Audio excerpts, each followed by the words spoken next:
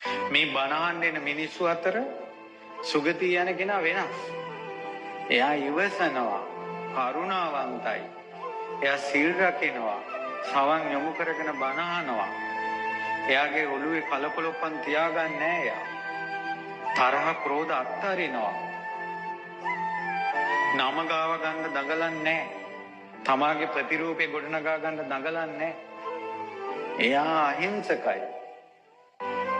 කෝටි 800 මහ පොළොවට ගෙන නියසිල යනු කීයක්ද කියලා ඔයාලගේ මොලෙන් ගණන් හදලා බලන්න.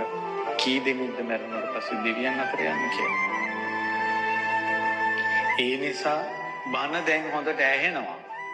පිනුත් කරනවා. රම්මැලි මහසෑය වඳිනවා. රහතුන්ට වඳිනවා. මේ ඔළුව දැන් සුද්ධ කරගන්න. කීකාට දොස් කියන්න එපා. ගරහන්න එපා. නින්දා කරන්න එපා. ගෙවල් වල ගහ මරා ගන්න එපා. මිනිස්සු හිනස් වෙන විදිහට ජීවත් වෙන්න එපා. දැන් බණක් අහලා මොකක් හරි ජීවිතේට සැනසෙල්ලක් එපෑය.